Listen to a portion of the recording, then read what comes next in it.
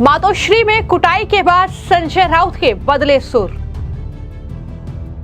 संजय राउत ने फडणवीस की तारीफों के बांधे पुल, कहा देवा भाऊ को बधाई।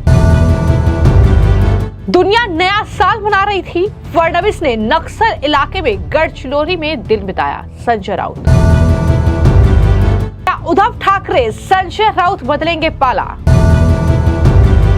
महाराष्ट्र की सियासत में एक बार फिर बड़ा उलटफेर होने जा रहा है। हाल ही में जो विधानसभा चुनाव हुआ और उसके नतीजे सामने आए, जिसमें महायुति को बम्पर जीत मिली, लेकिन वहीं पर विपक्षी जो गठबंधन है महाविकास आघाड़ी, उसमें शामिल अब जो राजनीतिक दल है यूबीटी, उसके सुर बदलने लगे हैं। दरअसल बड़ी खबर यह है कि उद्धव ठाकरे की शिवसेना के मुखपत्र सामना में सीएम फडणवीस की तारीफों के पुल बांधे गए हैं। संजय राउत ने तो फडणवीस को देवा भाऊ कहते हुए बधाई भी दे दी। दरअसल संपादकीय में नए साल के मौके पर सीएम देवेंद्र फडणवीस के गढ़चिरौली के दौरे की तारीफ की गई है। इसके बाद शिवसेना के सांसद संजय राउत ने भी सीएम फडणवीस की तारीफों को लेकर अब जवाब दिया है। मैं आपको जानकारी दे दूं कि सामना में छपे संपादकीय में यह लिखा गया है कि फडणवीस ने नए साल में काम की शुरुआत गढ़चिरौली जिले से की, जो कि नक्सल प्रभावित क्षेत्र है। फडणवीस ने गढ़चिरौली से विकास के एक पर्व की शुरुआत की। नए साल के मौके पर फडणवीस ने नक्सल प्रभावित जिले में कई विकास परियोजनाओं का उद्घाटन और शिलान्यास किया। फडणवीस ने जो कहा है, अगर वो सच है तो ये गढ़चिरौली ही नहीं पूरे महाराष्ट्र के लिए पॉजिटिव होगा। ये तमाम बातें शिवसेना यूबीटी के मुखपत्र सामना में लिखी गई हैं। संपादकीय में यह भी लिखा गया है कि शिवसेना को यकीन है कि देवेंद्र फडणवीस गढ़चिरौली में कुछ नया करेंगे। गढ़चिरौली में गरीबी की वजह से नक्सलवाद बढ़ा। पढ़ लिखकर पकोड़े तलने के बजाय हाथों में बंदूकें लेकर आतंक मचाने, दहशत फैलाने की ओर युवाओं का झुकाव हुआ। इस संघर्ष में केवल खून ही बहा, पुलिस वाले भी मारे गए और बच्चे भी मारे गए। अब अगर मुख्यमंत्री गढ़चिरौली में इस तस्वीर को बदलने का फैसला लेते हैं तो हम उन्हें बधाई देते हैं।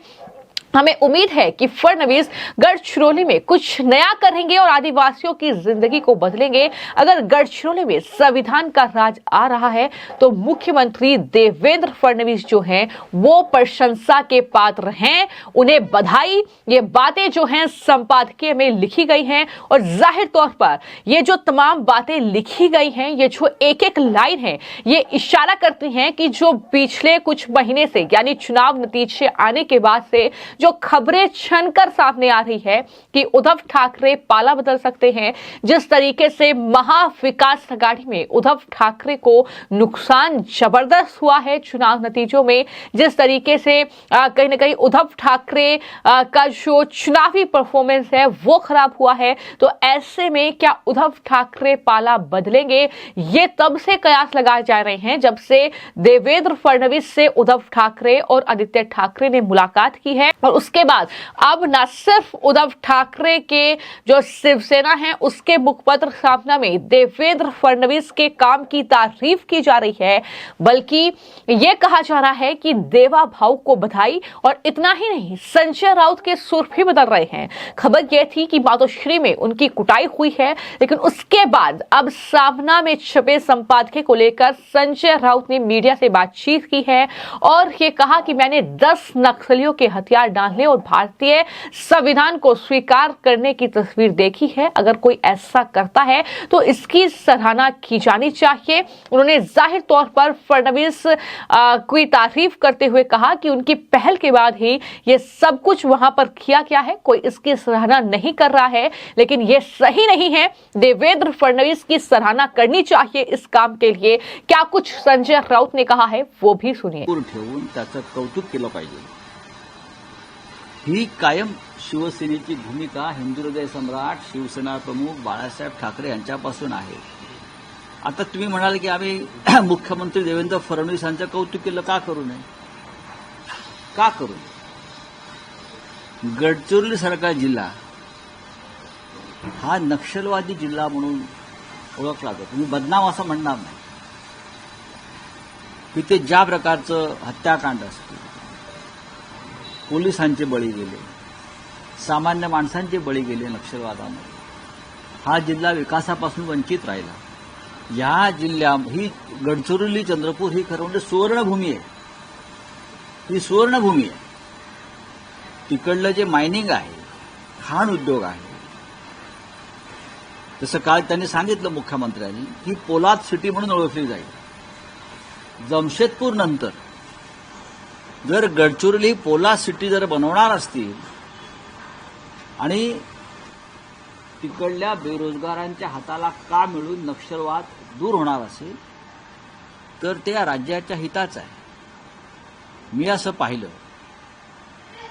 की देवेंद्र फडणवीस यांच्यासमोर 10 खतरनाक नक्षलवाद्यांनी आत्मसमर्पण केलं.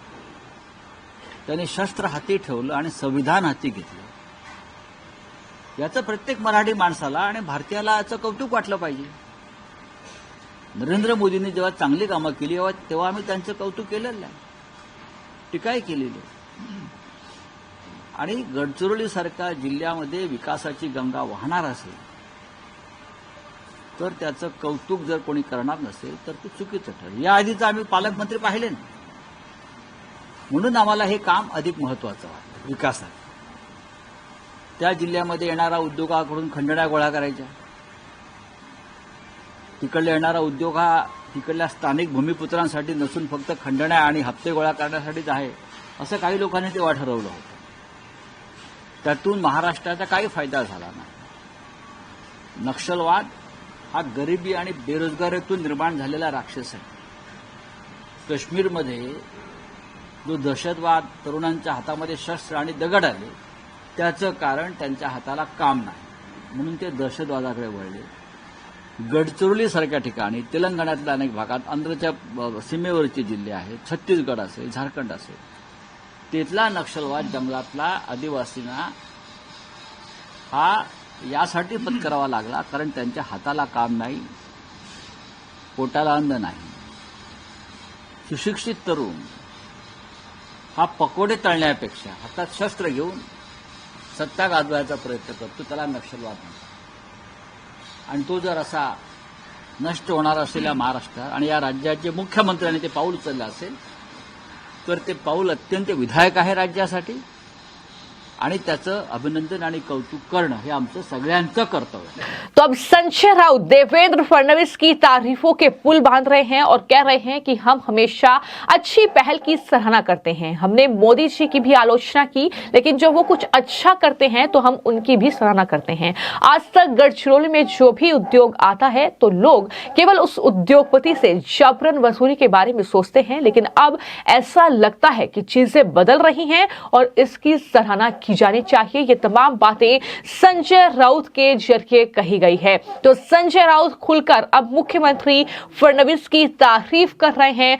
सरकार ने अच्छा काम किया है, ये तमाम बातें वो कर रहे हैं. कह रहे हैं कि जब पूरी दुनिया नया साल मना रही थी तो देवेंद्र फडणवीस नक्सल प्रभावित इलाके गडचिरोली में दरअसल इस तरीके से ये विकास कार्य करने के बारे में सोच रहे थे. ये तमाम बातें उनके जरिए कही गई है. तो यहाँ पर जो एक एक बात है वो कहीं ना कहीं इस ओर इशारा करती है कि उद्धव ठाकरे जो हैं वो आने वाले वक्त में जो इंडिया अलायंस है, जो राहुल गांधी है, शरद पवार है, उन्हें तगड़ा झटका देने की तैयारी कर चुके हैं. क्योंकि बीएमसी का चुनाव करीब है और सवाल लगातार उठ रहे थे कि क्या बीएमसी के चुनाव में उद्धव ठाकरे अकेले चुनाव लड़ेंगे या फिर वो महायुति में शामिल होंगे, क्या कुछ तस्वीर होगी. लेकिन ऐसा लगता है कि जो महाविकास आघाड़ी में रहकर उद्धव ठाकरे को इस विधानसभा चुनाव में नुकसान हुआ है, जिस तरीके से सिर्फ 20 सीटों पर उद्धव ठाकरे सिमट कर रह गए हैं, उसका ही ये असर है कि अब वापस जो है जिस गठबंधन से उन्होंने नाता तोड़ा था यानी एनडीए, अब उसमें शामिल होने की वो तैयारी कर रहे हैं. क्योंकि पिछले कुछ दिनों में जिस तरीके से पीएम मोदी के कार्य की तारीफ करना, उद्धव ठाकरे के सांसदों का पीएम मोदी से मुलाकात करना हो, फिर चाहे वो उद्धव ठाकरे आदित्य ठाकरे का देवेंद्र फडणवीस से मुलाकात करना हो, फिर चाहे वो अब संजय राउत का देवेंद्र फडणवीस की तारीफ करना हो, ये तमाम चीजें बता रही हैं कि एक बड़ा उलटफेर जो है वो महाराष्ट्र की सियासत में आने वाले वक्त में होने जा रहा है। माननीय देवेंद्र जी ने जिस प्रकार से गडचिरोली को पहले से 14 से 19 में भी बीच में वह गृह मंत्री थे शिंदे सरकार में तब भी और अब भी मुख्यमंत्री बनने के बाद उनके हार्ट का मुद्दा है, उनमें मन में बिठा लिया है कि गडचिरोली क्षेत्र को नक्सलवादियों से मुक्त कराए, वहां पर ऐसे डेवलपमेंट करे कि सारे लोगों को रोजगार मिल जाए, वहां के इंफ्रास्ट्रक्चर डेवलपमेंट करे, वहां के रोजगार निर्मित करे, वहां पे इंडस्ट्री लाए, आयरन ओर के लिए काम करे, वहां जो खनिज संपत्ति उसके लिए काम करे और एकदम चित्र बदल डाले गडचिरोली का। कोई भी छोटे से छोटे व्यक्ति में कोई भी नक्सलाइट जो विचार होते उसकी भावना ना है। इसका काम देवेंद्र जी ने किया है। स्वाभाविक रूप से बहुत बड़ा कार्य देवेंद्र जी के नेतृत्व में हुआ है। माननीय प्रधानमंत्री जी ने उनका अभिनंदन किया। सामना से अपेक्षा पहले भी कई बार थी, देवेंद्र जी के अच्छे कामों को आगे लेके जाए और उनका पीठ थपथपाए, लेकिन चलो देर सही, लेकिन सामना ने अभिनंदन किया है देवेंद्र जी का और सामने भी अपेक्षा है कि सामना आगे आगे अच्छे कामों की तारीफ करते रहे। रोज पॉलिटिक्स न करते हुए विकसित महाराष्ट्र का जो संकल्प माननीय देवेंद्र जी ने किया है उसको साथ देने का काम सामना करते रहे और अच्छे कामों की तारीफ करें। अगर हमारे यहाँ से कोई गलत होता है तो गलत भी लिखे, लेकिन उन्होंने ये स्टैंड लिया है कि देवेंद्र जी अच्छा काम कर रहे हैं, ये हमारी सरकार का गौरव है। और उद्धव ठाकरे जाहिर तौर पर राहुल गांधी और शरद पवार को तगड़ा झटका आने वाले वक्त में दे सकते हैं। हो सकता है कि वो पाला बदल। फिलहाल आपकी इस खबर के बारे में क्या राय है और क्या आपको लगता है कि उद्धव ठाकरे पाला बदलेंगे? इस पर भी अपनी राय जरूर साझा कीजिएगा। धन्यवाद।